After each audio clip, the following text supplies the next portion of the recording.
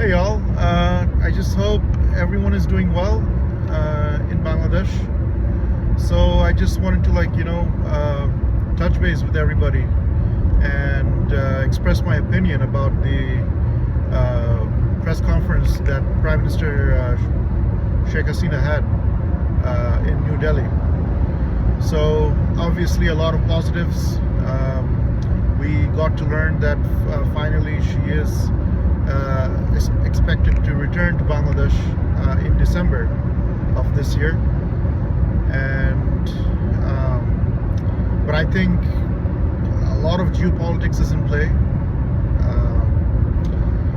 When she got ousted 2 years ago, I don't think anyone was expecting that she would be, returning so fast, or the re-emergence of Awami League would happen so fast.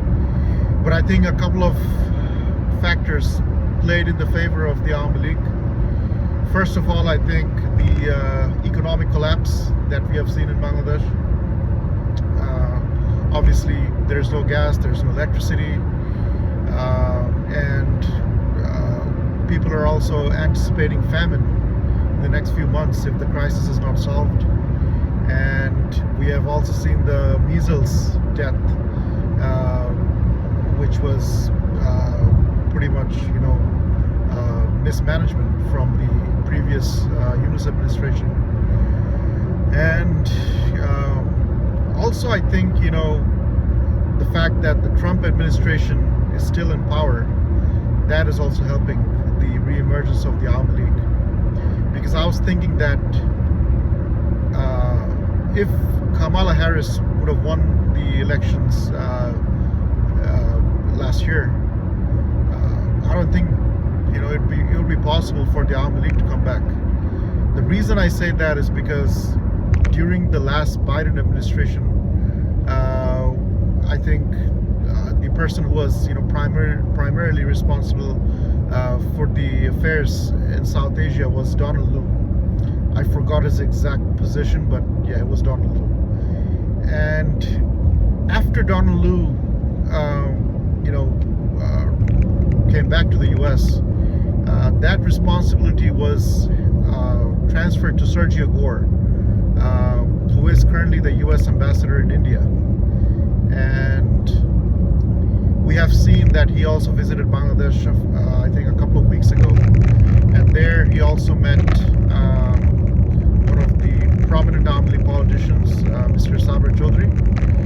And he also asked for inclusive democracy, which also should include the Awami League. And I think this is where the tables have turned exactly. Had it been the Biden administration, or the Kamala Harris administration, I don't think this would have been possible. We would have still seen Sheikh Hasina in exile in India.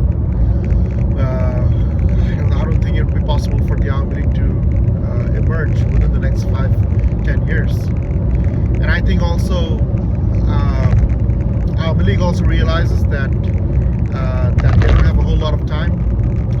So the Trump administration I believe they have 3 more years.